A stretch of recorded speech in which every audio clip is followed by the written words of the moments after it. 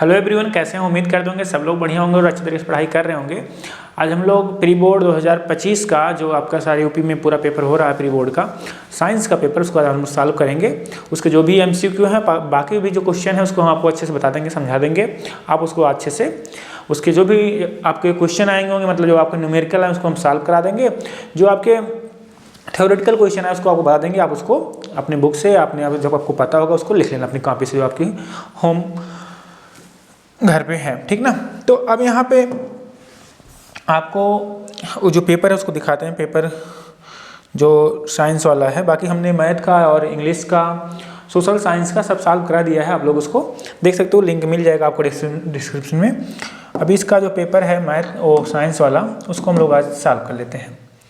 तो साइंस का पेपर ये आपका है 2025 824, कोड है BAP बाप, ठीक है ना। अब देखना यहाँ पे कुछ इसके इंस्ट्रक्शन दिए गए हैं। इंस्ट्रक्शन आपके ये हैं, बाकी आपको ये वाला क्वेश्चन है। यहाँ पे क्वेश्चन एक एक हम लोग सॉल्व करते रहते हैं। क्वेश्चन में आपको अच्छे से, जिसको थोड़ा सा जानकारी होगी बेसिक, जिसको अभी कुछ भी मतलब आपको लगे कि हमको नहीं पता, उसको अपनी टेक्स्ट बुक से आप लोग अच्छे से पढ़ लेना, ठीक है ना। जो भी आपको लगे कि आपको अभी ये वाला टॉपिक कमज़ोर रह गया है। जैसे आपका ये पहला क्वेश्चन ही है, इस वाले पहले क्वेश्चन कह रहा है किसी दर्पण से आप चाहे कितनी ही दूरी पर खड़े हों, आपका प्रतिबिंब सदैव सीधा प्रतीत होता है, संभवतः दर्पण है। मतलब कौन सा दर्पण है जिसमें आपका प्रतिबिंब चाहे आप जितनी दूरी पर खड़े हों हमेशा कैसा दिखता है? सीधा। तो आपने एक चीज़ देखा होगा, जो दर्पण होता है कौन सा होता है? ये दर्पण आपका होता है समतल दर्पण। और उत्तल दर्पण में आपने पढ़ा है कि सदैव प्रतिबिंब, चाहे आपका प्रतिबिंब मतलब वस्तु कहाँ रखी हो, अनंत पे रखी हो, और चाहे आपका फोकस और मतलब ध्रुव और अनंत से बीच में रखी हो, कहीं भी वस्तु रखी हो, प्रतिबिंब कैसा बनेगा? हमेशा प्रतिबिंब क्या बनता है आपका? सीधा बनता है। आभासी बनता है बात अलग है, लेकिन कैसा बनता है? सीधा बनता है। तो ये आपका उत्तल दर्पण भी हो जाएगा और समतल हो जाएगा। मतलब उत्तल दर्पण में सदैव क्या बनता है? प्रतिबिंब आभासी और सीधा बनता है, और समतल दर्पण में क्या सदैव सीधा बनता ही है। तो उसने पूछा क्या है? प्रतिबिंब सदैव सीधा बनता है, तो इसका ऑप्शन कौन सही हो जाएगा? डी पार्ट सही हो जाएगा, या तो समतल अथवा उत्तल। ओके, नेक्स्ट क्वेश्चन में क्या करते हैं? जो क्वेश्चन नंबर दूसरा इसका है, क्या कह रहा है? मानव नेत्र अभिनेत्र लेंस की फोकस दूरी को समायोजित करके विभिन्न दूरियों पर रखी वस्तुओं को फोकसित कर सकता है, ऐसा हो पाने का कारण क्या है? देखो, हमारी आंखें जो हैं, अगर कम दूरी पर वस्तु रखी हो उस अनुसार क्या करती है? अपने फोकस को एडजस्ट कर लेती हैं। अगर वस्तु बहुत दूरी पर फोकस क्या करती हैं? उसी अनुसार क्या करती हैं? अपना एडजस्ट कर लेती हैं। जो ये आपकी क्षमता होती है फोकस को कम या अधिक करने की, जो आपकी क्षमता होती है, इसे क्या बोलते हैं हम लोग? समंजन क्षमता, समंजन क्षमता। ये आपका है एकोमोडेशन पावर बोलते हैं, एकोमोडेशन पावर इंग्लिश में बोलते हैं। तो ये है कि मतलब जो हमारी आंखें हैं अपने फोकस को आवश्यकता अनुसार कम या ज़्यादा करने की जो क्षमता होती है उसे क्या बोलते हैं? समंजन क्षमता, accommodation power. Okay, next question करते हैं, थर्ड वाला। कह रहा प्रतिरोध R के कारण R के किसी तार के टुकड़े को 5 बराबर भागों में बांटा जाता है। इन टुकड़ों को फिर पार्श्व क्रम में समायोजित कर लेते हैं। यदि समायोजन का तुल्य प्रतिरोध R डैश हो तो R/R डैश का अनुपात का मान क्या है? देखो ध्यान देना, कितने भागों में बांटता है ये आपका? 5 भागों में। जब 5 भागों में बांटता है यानी सबका प्रतिरोध कितना हो जाएगा? 1/R। देखो, क्योंकि देखो इन टुकड़ों को फिर पार्श्व क्रम में समायोजित कर लिया जाता है। पार्श्व क्रम मतलब क्या है भैया? आपका समांतर क्रम, ठीक है ना। क्या करता है? उसमें समायोजित कर देते हैं। यहाँ पे बोला होगा, देखो इसका इंग्लिश पैरेलल, ठीक ना, पैरेलल।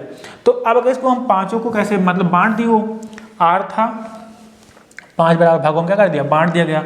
तो पहले पूरा R था, अब सबका कितना हो जाएगा? 1/, आपका R/5, R/5, क्योंकि 5 भागों में बांटा, जितने भागों में बांटा जाएगा उतने उससे क्या करेंगे? डिवाइड करेंगे। तो प्रत्येक का प्रतिरोध क्या हो जाएगा? R/5, R/5, R/5। तो कितने हैं कुल मिला के? 5 हैं। कितने हैं? 5 हैं। तो अगर इनका हम तुल्य प्रतिरोध निकालेंगे, समांतर क्रम में जुड़े हैं, क्या आएगा? अगर तुल्य प्रतिरोध हम मान लें R1 है, कितना है? R1 है, तो क्या करेंगे? 1/R/5 प्लस में 1/R/5 प्लस में 1/R/5 प्लस में 1/R/5, 3 1 4, एक और होगा 1/R/5, क्योंकि कुल मिला के 5 भागों में बांटा गया। तो अगर एक भाग मतलब सबका कितना हो गया, R/5 हो गया, तो 5 को समांतर क्रम में जोड़ेंगे तो ये हो जाएगा 1/R1 बराबर, सॉरी 1/R1 बराबर। तो 1/R1 बराबर कितना आएगा, ये सब पलट जाएंगे तो 5/R, 5/R, 5/R, 5/R और 5/R, 5 में है, 5 को समांतर क्रम में जोड़ रहे हैं। कितना आएगा, 1/R1 बराबर आपका आ जाएगा कितने हैं 50, मतलब यहाँ पे हर समान है तो अंश क्या हो जाएगा, जुड़ जाएगा, 25/R हो जाएगा। अगर हम R1 निकालें कितना आएगा, R/25। इस समायोजन का जो तुल्य प्रतिरोध है उसने बोला है समायोजन तुल्य प्रतिरोध कितना है, R' दिया है इसने, R1 नहीं दिया, क्या दिया, R' दिया है, तो हम इसमें R' लगा देंगे सब में। ये क्या है, R' है, हमने R1 मान लिया था, ये क्या है, R' है, तो 1/R', तो आपका क्या आ गया, R'। हमें वास्तव में बोला क्या चाहिए, R/R'।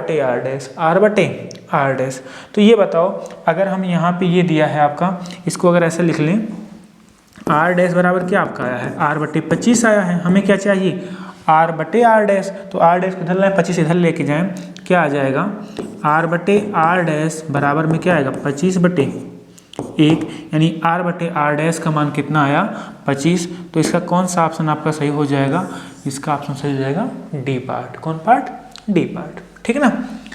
जो आपको इसमें 5 यहाँ पे R/R' का मान कितना आ जाएगा, 25 आ जाएगा। जब इसको 5 बराबर भागों में हम लोग पहले क्रम में क्या कर देंगे, बांट देंगे, तो प्रत्येक प्रतिरोध कितना हो जाएगा, R/5 हो जाएगा। और सबको जब अरेंज करेंगे तो 1/R बराबर 1/R1 plus 1/R2 plus 1/R3 होता है समांतर क्रम में संयोजन का तुल्य प्रतिरोध। तो ऐसे हमने कर लिया, ओके ठीक है, आपको आई होप समझ में आया होगा। हम लोग क्वेश्चन नंबर नेक्स्ट करते हैं इसका। कह रहा है एक विद्युत बल्ब का अनुमतांक 220 वोल्ट और 100 वाट है। जब इसे 110 वोल्ट 100 से जोड़ते हैं तो इसके द्वारा जोड़ते हैं तब इसके द्वारा उपभुक्त शक्ति कितनी होती है। उपभुक्त शक्ति यानी P पूछ रहा हमसे।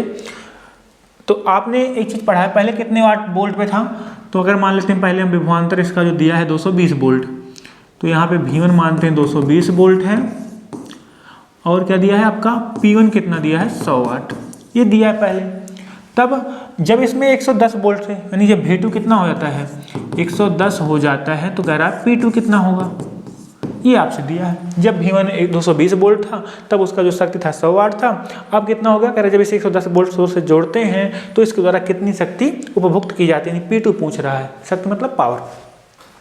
तो अगर हम यहाँ पे आपको एक सूत्र आपने पढ़ा होगा, P1 बराबर, हम इसका पहले क्या निकालते हैं, उसका प्रतिरोध निकालते हैं, क्योंकि प्रतिरोध तो बदलेगा नहीं।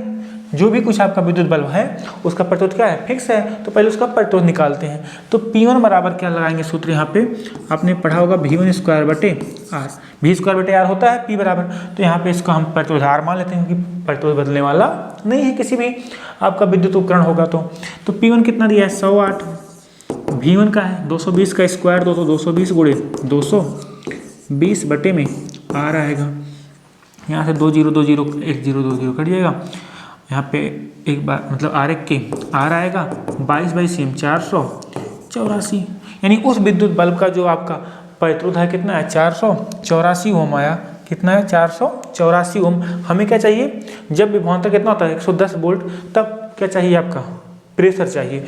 तो P2 हमको निकालना है, तो क्या हो जाएगा V2 स्क्वायर बटे R, क्योंकि R तो क्या है विद्युत बल्ब का फिक्स है। तो P2 हमको चाहिए, V2 कितना दिया 110, तो 110 गुणे 110 और बटे में R कितना है 484, यहाँ पे काट दो 11 दहम्मा 110, 11 चौक 44, 4 11 चौक 44 यहाँ पे आएगा, यहाँ पे काट दो 11 दहम्मा 110, 11 चौके 44। तो P2 बराबर क्या आएगा 10 दहम्मा 100 बटे में 4, 4 1 के 4 25 चौका 100, तो यानी जो आपका P2 आया, यहाँ लिख देते हैं P2 कितना आया आपका, नेक्स्ट लाइन में पहले वो लाइन है फिर ये लाइन फिर ये, तो P2 कितना आया है, P2 आपका आ गया 25 वाट, 25 वाट। तो इसका आंसर कितना आ गया 25 वाट, यानी इसका आंसर कौन सा हो जाएगा, डी पार्ट। कौन सा पार्ट सही हो जाएगा, डी पार्ट। बात समझ में आई ना। तो जब भी ऐसा कोई सवाल आएगा तो पहले उसका क्या निकालना, प्रतिरोध, क्योंकि कोई भी आपका विद्युत उपकरण होगा उसका जो प्रतिरोध होगा क्या होगा, फिक्स होगा, ठीक है ना। नेक्स्ट सवाल करते हैं। नेक्स्ट में क्या बोल रहा है, विद्युत धारा मापने वाली युक्त को क्या कहते हैं? तो विद्युत धारा मापने वाली युक्त क्या कहते हैं? एमीटर बोलते हैं। आपको पता है क्या बोलते हैं? एमीटर बोलते हैं, ठीक ना। तो इसका अपन कौन सा हो जाएगा? सी पार्ट सही हो जाएगा। वोल्ट मीटर से क्या नापते हैं? विभवांतर नापते हैं। एमीटर से क्या नापते हैं? धारा नापते हैं। ये याद रखना, वोल्ट मीटर से विभवांतर, एमीटर से धारा। ओके, नेक्स्ट सवाल करते हैं। क्वेश्चन नंबर 5 हो गया। क्वेश्चन नंबर 6 कह रहा निम्नलिखित में कौन सा नियम लंबे विद्युत धारावाही तार के निकट चुंबकीय क्षेत्र की दिशा को व्यक्त करता भी है? ये आपको पता होगा, ये आपका दाएं हाथ के अंगूठे का नियम। दाएं हाथ के क्या कह रहा है? निम्नलिखित में कौन सा नियम लंबे विद्युत धारावाही तार के निकट चुंबकीय क्षेत्र की दिशा को व्यक्त करता है? तो ये आपका होता है दाएं हाथ के अंगूठे का नियम। दाएं हाथ के अंगूठे का नियम। तो अब आप लोग दाएं हाथ का अंगूठे का नियम आपको पता होगा। तो दाएं हाथ का अंगूठे का नियम ऐसा होता है कि जब कोई भी धारा, मतलब जब कोई आपका विद्युत चालक धारावाही तार होता है, ठीक ना, जब उसमें हमें क्या निकालना होता है? उसके चुंबकीय क्षेत्र की दिशा को व्यक्त करना होता है। तो अब हम ऐसे अगर रखते हैं, मान लेते हैं ये आपका ये की धारावाही चालक है, इसमें अगर हमें क्या करना है? इसके चुंबकीय क्षेत्र की दिशा ज्ञात करना है। तो हम ऐसे कुछ पकड़ेंगे, जो अंगूठा होगा उसमें क्या बताएगा? उसके धारा की दिशा को बताएगा। और जो आपकी ये अंगुलियाँ जिस तरफ घूमेंगी ऐसे, ये क्या बताएंगी? आपके चुंबकीय क्षेत्र बी की दिशा को बताएंगी। राइट, ऐसा इसका हम एक आपको इमेज दिखाते हैं, 1 मिनट के लिए। इसका एक आपको इमेज दिखा देते हैं, PDF में होगा शायद।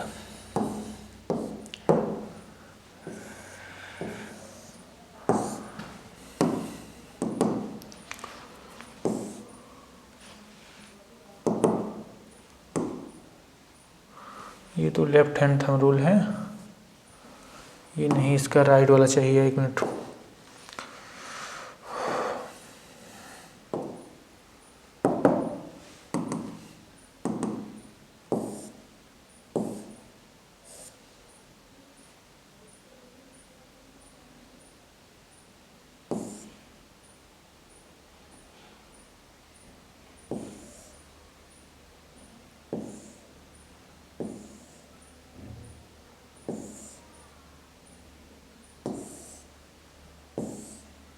कहाँ गया? ये वाला है, देखना।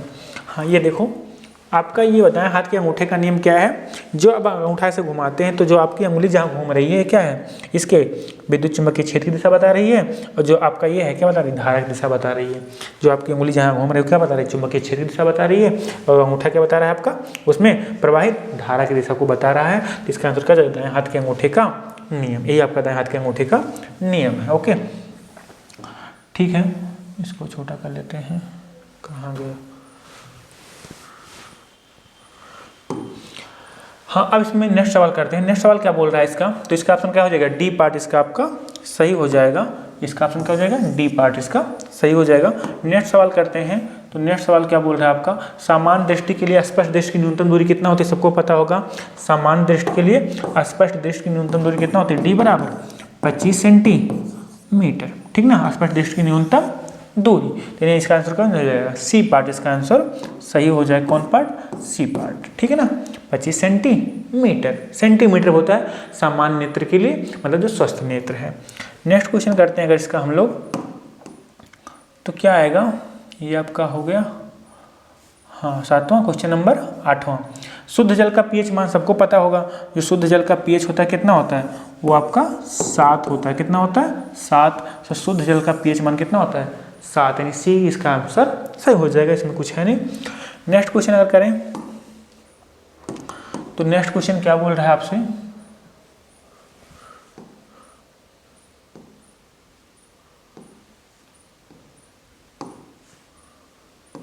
एक मिनट।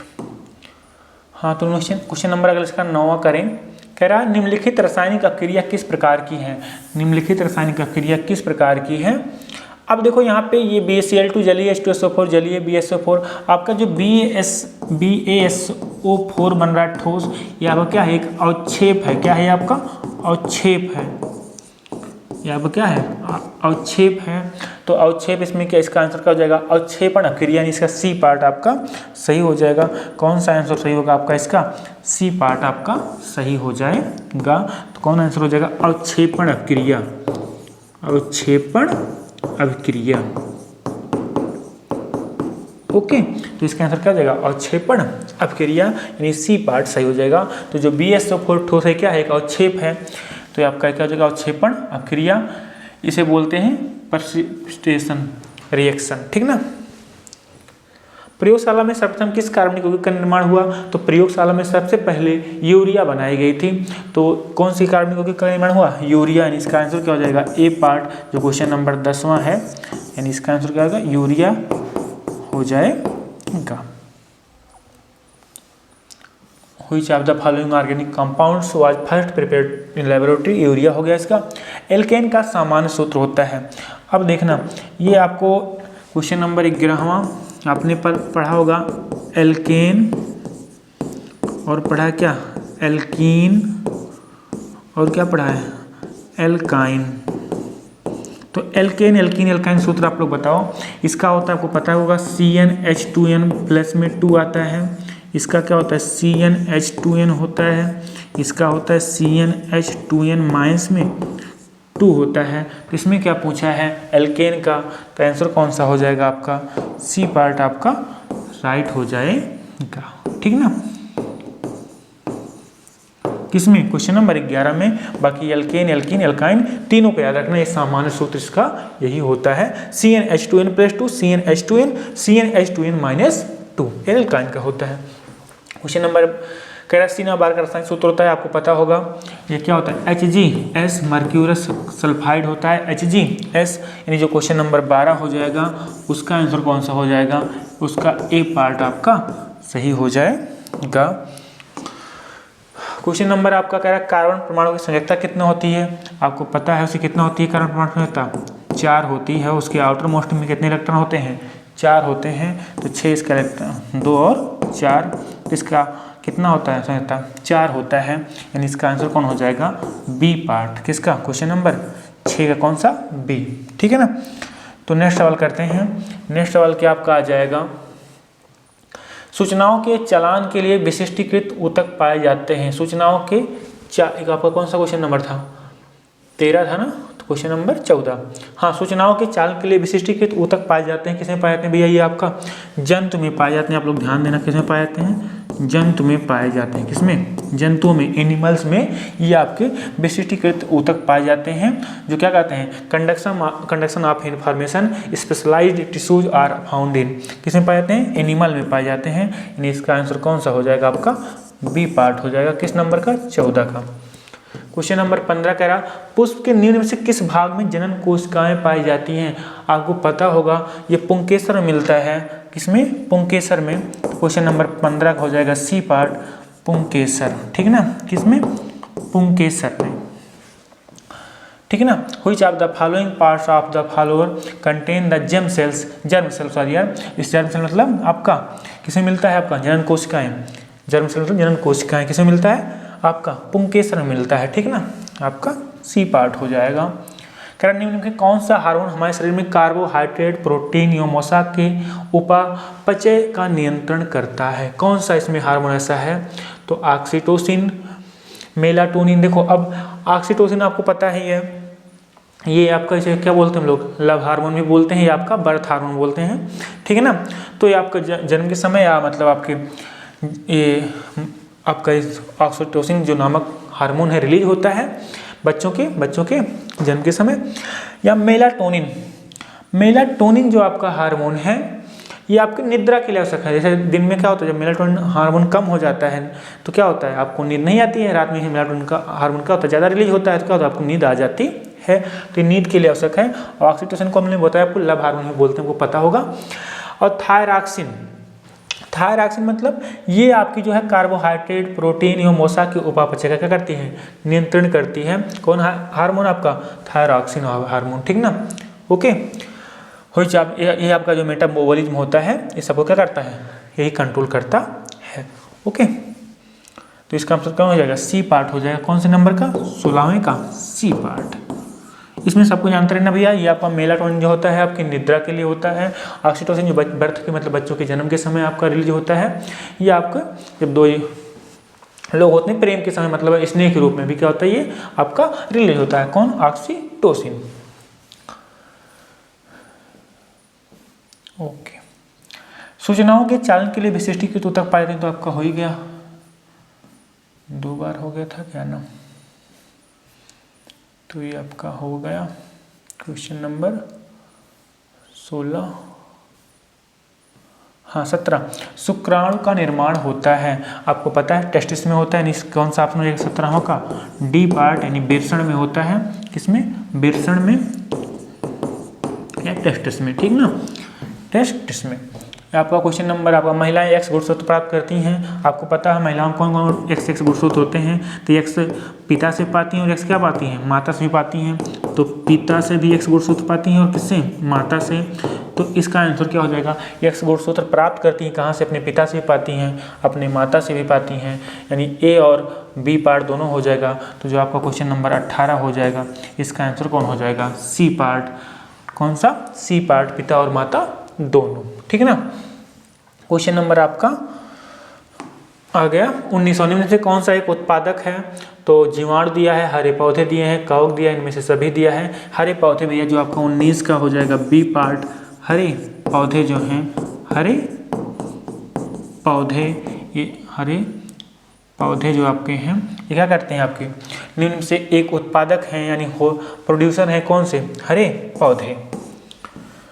अगला कह रहा है वृद्धि का स्पंदन करने वाला पादप हार्मोन कौन है, एस्बिस्लिक अम्ल, साइटोकाइनिन अम्ल, ऑक्सिन अम्ल, जिब्रेलिन अम्ल। आपको पता होगा यार एब्सिसिक एसिड जो होता है इसे बोलते हैं क्या, एबीडी एसिड, एबीडी एसिड, ठीक ना। तो ये आपका जो भी आपका ये आपका एसिड एबी एसिड होता है इसे क्या बोलते हैं आप लोग, एक मिनट के लिए, एबी एसिड बोलते हैं, एबी ए 60 में बोलते हैं, यानी एब्सिसिक एसिड, ठीक ना, एब्सिसिक अम्ल, ओके। तो ये क्या करता है, आपकी जो ग्रोथ होती है उसके लिए आपका ये क्या होता है, पादप हार्मोन में जो वृद्धि का स्पंदन करते हैं, कौन करते हैं, यही आपके हार्मोन करते हैं, कौन से, ABA, ओके, ठीक है। आगे वाले क्वेश्चन भी हम लोग सॉल्व करते हैं, इसका ऑप्शन कौन हो जाएगा, ए पार्ट हो जाएगा, आप लोग ध्यान देना। कह रहा एक कार की हेडलाइट में अवतल परावर्तक लगा है, अवतल परावर्तक मतलब अवतल दर्पण, ये आपके 2 नंबर वाले क्वेश्चन है सेक्शन पार्ट के।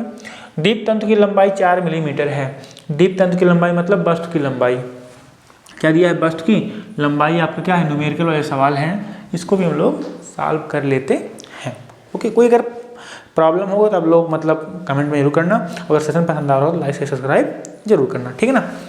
तो इसमें नेक्स्ट क्वेश्चन करते हैं, क्या कर रहा है, परावर्तक लगा मतलब तो आपका क्या है, ये अवतल दर्पण है ये, इसमें दीप्त तंतु की लंबाई यानी बस्ट की लंबाई दिया है, तो बस्ट की लंबाई कितना दिया है, बस्ट की जो लंबाई दिया है आपको पता है कितना दिया है, 4 mm दिया है, तो इसको क्या बदलें, सेंटीमीटर बदल 10 से भाग देते हैं, किससे भागते हैं, 10 से, तो कितना आ जाएगा, 0.4 सेंटीमीटर हो जाएगा। तंतु का प्रतिबिंब 40 सेंटीमीटर बड़ा है, तो जो उसका प्रतिबिंब है वो कितना है, 40 सेंटीमीटर बड़ा है, यानी प्रतिबिंब की लंबाई कितना दिया है, प्रतिबिंब की लंबाई जो दिया है वो 40 सेंटीमीटर दिया है। परावर्तक से 5 मीटर की दूरी पर, यानी जो प्रतिबिंब की ये लंबाई, प्रतिबिंब 40 सेंटीमीटर क्या है, बड़ा है, परावर्तक से 5 सेंटीमीटर की दूरी पर बनाने के लिए कितने फोकस दूरी का परावर्तक लगाना पड़ेगा, यानी जो प्रतिबिंब की आपकी दूरी है, प्रतिबिंब की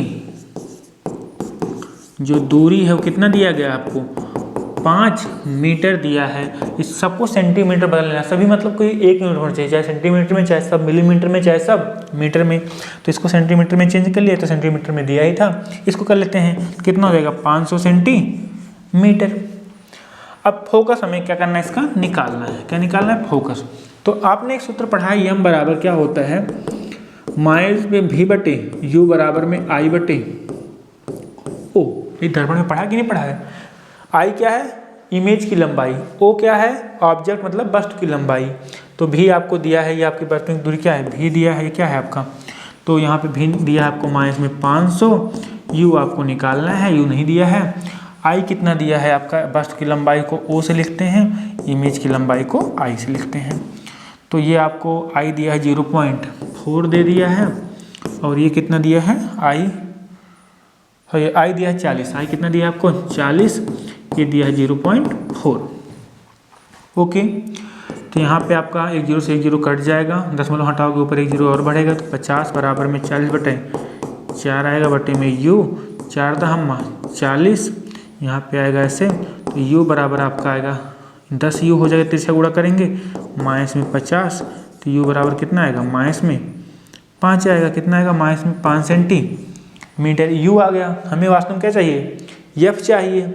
जब यहाँ से u मिल गया तो नेक्स्ट पेज पे करते हैं। आपको पता है दर्पण सूत्र क्या है, दर्पण सूत्र 1/u प्लस में 1/v बराबर में 1/f।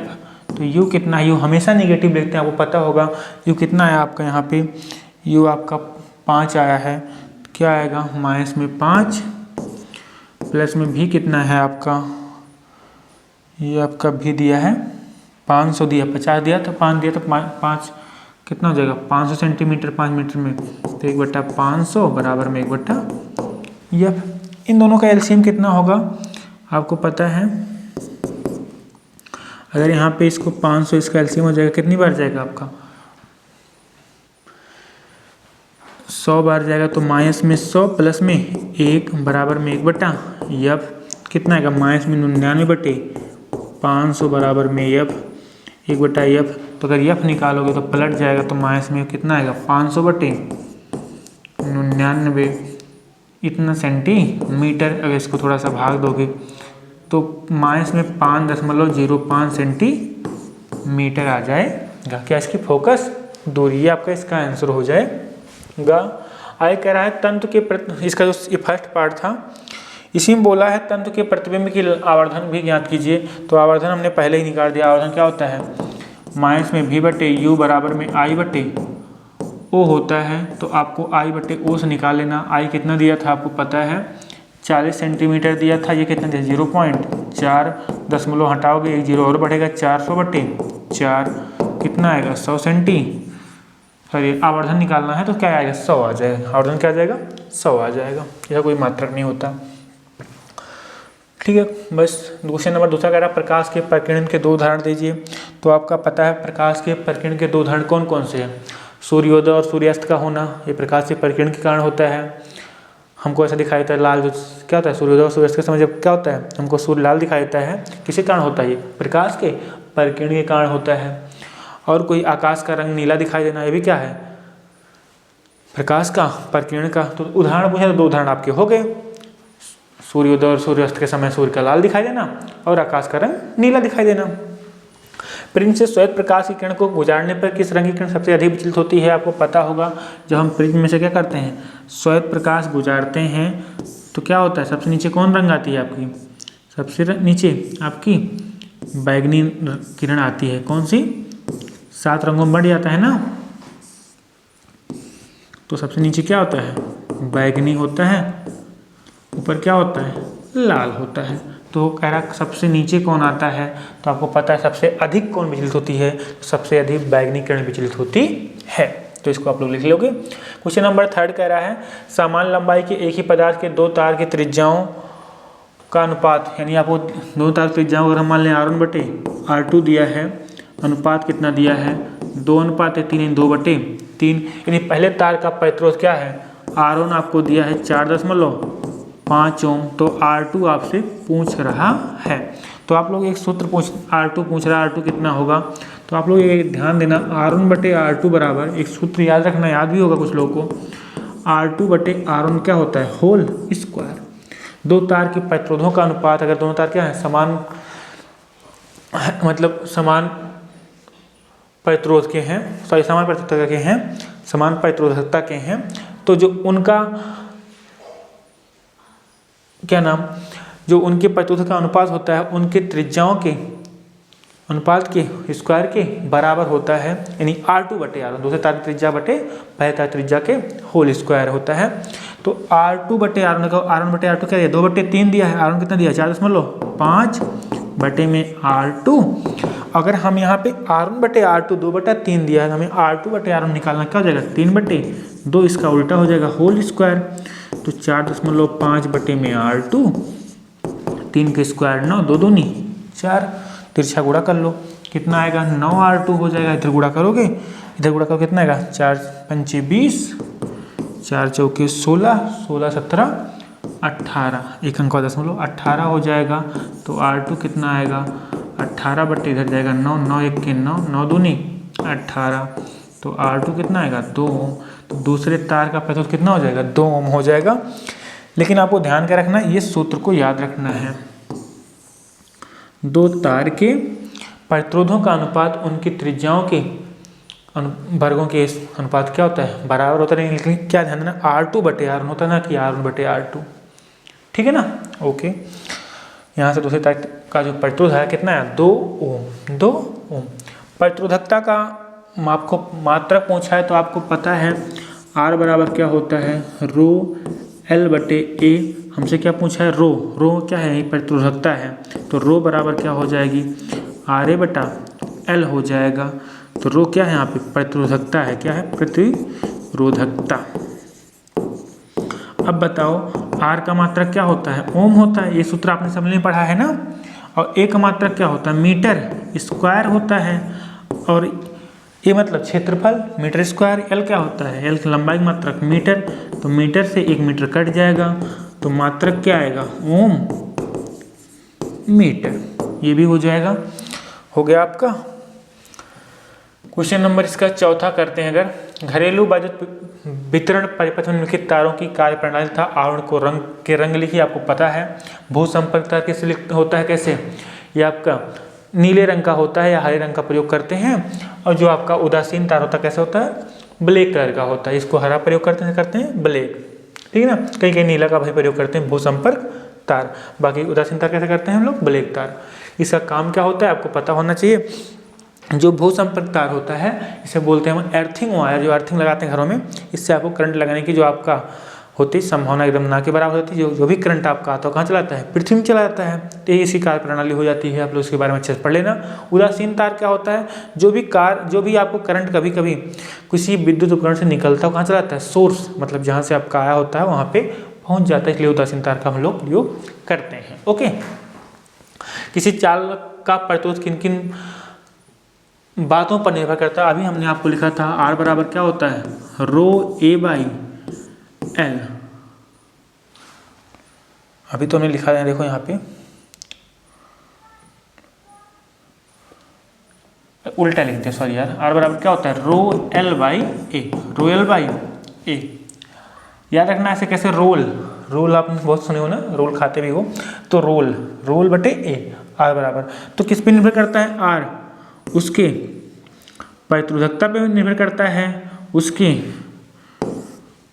आपके उसके R उसके लंबाई पे निर्भर करता है, R उसके क्षेत्रफल के क्या होता है, व्युत्क्रमानुपाती होता है, लंबाई क्या होता है, अनुक्रमानुपाती होता है। और उसके पदार्थ पे भी निर्भर करता है, पदार्थ कौन सा है। अगर दोनों पदार्थ क्या है, एक ही है, तो कोई दिक्कत नहीं है। तो ये आपका क्या करता है, इन सब बातों पे जो आपका प्रतिरोध है निर्भर करता है, अभी आपको हमने बता भी दिया।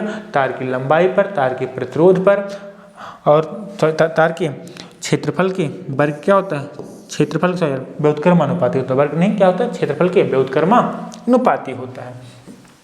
अब अगला सवाल कह रहा है धारावाही प्रणाली के कारण उत्पन्न चुंबकीय क्षेत्र रेखाओं का चित्र बनाइए। तो आप लोग चित्र बना लेना बुक से देख के, अपने आपको पता होगा, बना लेना, ठीक ना। फ्लेमिंग के बाएं हाथ का नियम लिखिए और दाहिने हाथ का अंगूठ का नियम स्पष्ट कीजिए। अभी दाएं हाथ के अंगूठे का नियम आपका हमने बताया था कि जब हम लोग ऐसे अगर रखें तो जो आपका अंगूठा होता है क्या होता है, धारक दिशा बताता है, जो उंगलियां धर मूर्ति क्या बताती हैं, चुंबकीय क्षेत्र की दिशा बताती हैं। इसमें हम आपको एक दूसरा वाला भी दिखाते हैं आपको, ये वाला, ये क्या है आपके फ्लेमिंग के बाएं हाथ का नियम। अगर हम फ्लेमिंग के लेफ्ट हैंड रूल का देखें, ये आपको चित्र हमने दिखा दिया है। अगर ऐसा घुमाएं, मतलब इस बाएं हाथ की उंगलियों में जिसमें आपका अंगूठा, तर्जनी और मध्यमा अंगुली को परस्पर क्या करें, लंबवत, मतलब इनके बीच कोण कितना होना चाहिए, 90 अंश का कोण। देखो इनके बीच कोण कितना होना चाहिए, 90 अंश का कोण रखते हुए इस प्रकार फैलाएं कि जो आपकी अंगूठा है वो बल को दिखाएगा, उस पर लगने वाला बल, और बी जो है मैग्नेटिक फील्ड को दिखाएगा, और जो ये है मध्यमा उंगली क्या दिखाएगी, करंट को दिखाएगी। आपने पढ़ा होगा, आपको पता भी होगा, ठीक ना। तो ये आपका क्या है, फ्लेमिंग का लेफ्ट हैंड थंब रूल, ठीक है ना। तो नेक्स्ट क्वेश्चन इसमें करते हैं हम लोग। ये आपका पूरा फिजिक्स खत्म हो गया। इसमें कुछ आपके दिए गए हैं IPSC नाम लिखने को हम आपके IPSC नाम लिख दे रहे हैं। आपको ध्यान है C3H7CHO, तो यहाँ में क्या है आपका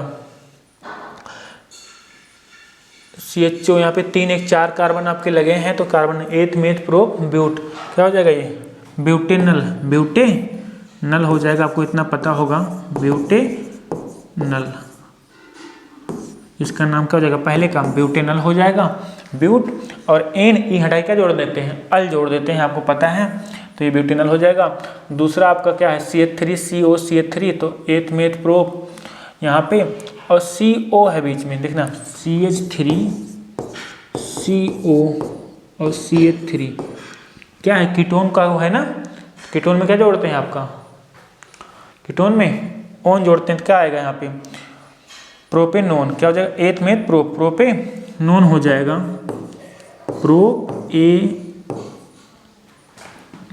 प्रोपेनोन हो जाएगा। अब चाहे 2 यहाँ पे लगाना चाहे 2 पे, क्योंकि ग्रुप जुड़ा है, 2 प्रोपेनोन भी बोल सकते हो। यहाँ पे क्या हो जाएगा 8 meth prop but pent hex, क्या हो जाएगा हेक्सेनाल हो जाएगा, क्योंकि आखिरी में क्या लगा है OH ग्रुप लगा है, मतलब क्या हो जाएगा आपका यहाँ पे आल लगेगा, अल्कोहल में लास्ट में क्या हो जाएगा हेक्सेनाल, तो HEXAN, ई हटाए क्या जोड़ते हैं आल, हेक्सेनाल है, आपको हमने पढ़ा होगा, तीसरे का हेक्सेनाल हो जाएगा, ये दूसरा हो जाएगा 2 प्रोपेनोन। यहाँ पे इसका कितना हो जाएगा, चौथे का 8 मेथ प्रोप ब्यूट, तो दूसरे पे क्या लगा आपको, तो 2 ब्यूटेनोइक, देखो आपने पढ़ा है ना एन इन आइन, जब आपका एल्केन होता है तो एन लगता है, एल्कीन होता है तो आइन लगता है, सॉरी इन लगता है, जब एल्काइन होता है क्या होता है आइन लगता है, तो यहाँ पे क्या हो जाएगा 2 8 मेथ प्रोप ब्यूट, ब्यूटे आइन यहाँ लगेगा ब्यूटाइन, यानी but YNE butyne, 2 butyne 8 meth prop but, butyne.